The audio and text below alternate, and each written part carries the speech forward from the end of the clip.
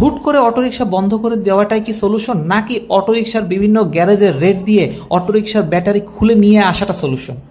সরকারের উচিত প্রচুর পরিমাণে অটোরিকশার বিভিন্ন যে গ্যারেজ আছে সেগুলো বড় উচ্চমাত্রায় জরিমানা করা, যেন কোনো অটোরিকশা তাদেরকে মানে তারা ভাড়া না দেয়, এবং যে অটোরিকশাগুলো ওই গ্যারেজে থাকবে সেই অটোরিকশাগুলো সব ব্যাটারি সিজ করে নিয়ে আসা এবং প্রত্যেকটা অটোরিকশার মালিককে উচ্চ মূল্যের জরিমানা করা, যেন কেন তারা অবৈধ এই অটোরিকশাটা রাস্তায় চালাচ্ছে। সরকার হুট করে প্ল্যান করে কি সে অটোরিকশা বন্ধ করে দেবে। ভাই, অটোরিকশা বন্ধ করা তো কোনো সলিউশন না। রাস্তায় আন্দোলন হবে, রাস্তায় মানে অরাজকতা তৈরি হবে, অটোরিকশাওয়ালারা সব রাস্তায় নেমে আসবে।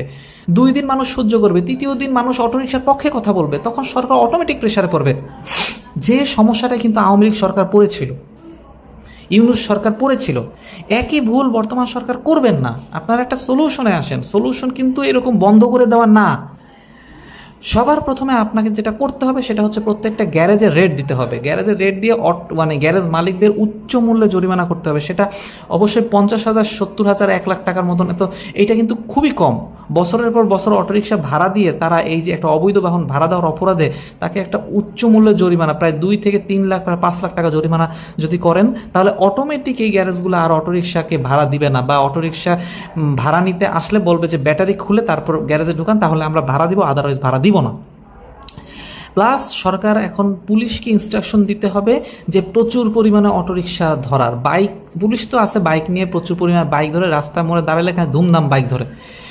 সরকারকে স্ট্রংলি ইনস্ট্রাকশন দিতে হবে অটোরিকশার উপর মামলা দেওয়ার। সেই মামলাটা কিভাবে হবে? সেই মামলাটা হবে এই রকম যে অটোরিকশা চেক হবে। অটোরিকশা চেক হওয়ার পর যদি অটোরিকশার ভিতরে ব্যাটারি পাওয়া যায়, তাহলে সেই অটোরিকশাকে উচ্চ মূল্যে একটা মামলার আওতায় আনতে হবে, মানে উচ্চ মূল্যে একটা মামলা দিবে।